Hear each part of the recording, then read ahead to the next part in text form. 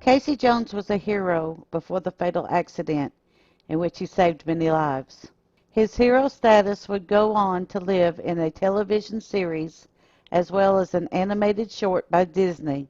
We will look at the actual event that had him spoofed in the short and the television series itself. Then we will cover the last transfer in his career.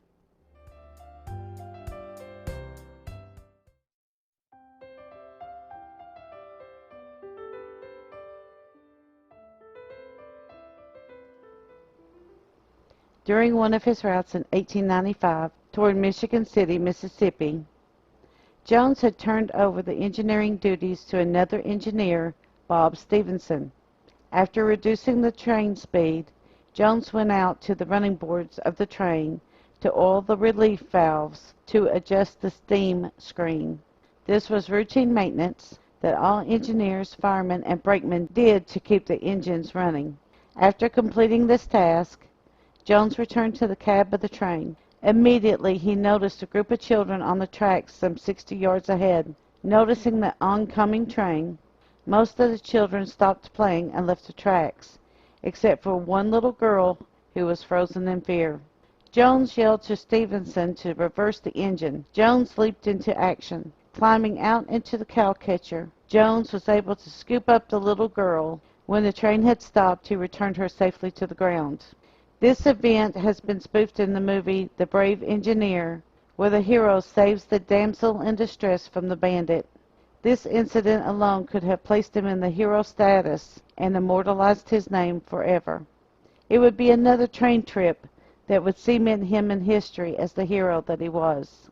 This account can be found by Fred J. Lee in his book Casey Jones, Epic of the American Railroad, 1839.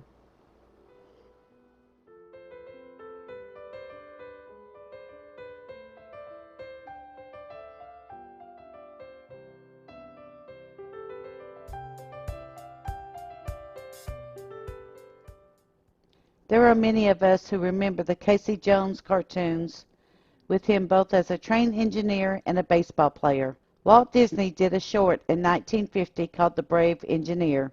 The short has run several times on different shows over the years. The basic plot is that Casey is asleep in his engine when he gets the call to deliver mail on time. Running late because of several misadventures, Jones speeds his way to get there, only to have a crash at the finish line, holding the mail in his hand while pieces of its engine roll past him. The House of Mouse did another short inside of the animated package film called Make Mine Music. The short was called Casey at the Bat. While this story is based on a poem about another person, the name of the lead character, Casey Jones, has been linked to the railroad engineer and his love of baseball. They are not connected. There was a classic television show of the Casey Jones story and the steam engine Cannonball Express that ran. Alan Hale Jr., who would also be famous as the skipper on Gilligan's Island, played Casey Jones. Bobby Clark would play Casey Jones Jr. The show aired during the 1957-58 television season.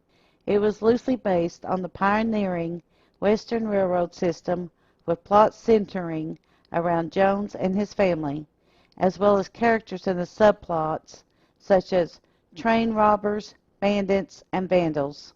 The show is in syndication and does run from time to time.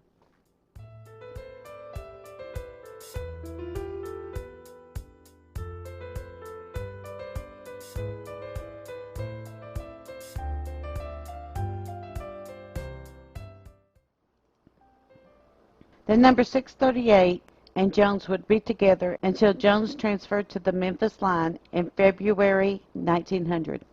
This train was dubbed the Cannonball Run because it was at that time billed as the fastest schedule in the American history of railroading. Because of the fast pace of the trains, many veteran engineers quit or was transferred because of doubt that the schedules could be met.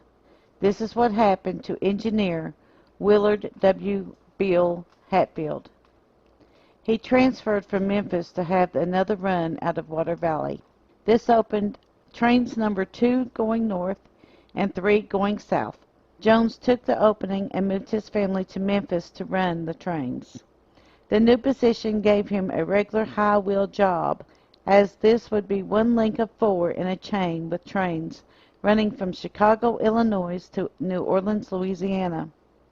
He would run the passenger train from Memphis to Canton in 5 hours run time. As the passenger demand got heavier and the trains became longer, the work got harder and more demanding, with the schedules not changing, allowing for more time for the trains to make their destinations. Passenger comfort was not important, and there was no damage suits at that time for being thrown about in the passenger cars. So speed was not adhered to for the schedules to be met. Jones would become associated with this new engine in history, as the engine number 382 came with the job. Engine number 382, also known as Old 382 or Cannonball, was a steam-driven Rogers 460 10-wheeler. The engine had 6 drivers, each about 6 feet high. It was brought new from the Rogers Locomotive Works in 1898, and it was an innovative design and powerful engine of its time. His new and last fireman to work with was Simon T. Sim Webb in 1900. Webb would go on to write the Ballad of Casey Jones as a memorial to his friend that saved his life. In our next post, we will cover the circumstances that led to the fatal accident of Casey Jones, as well as the accident itself. We thank you for watching.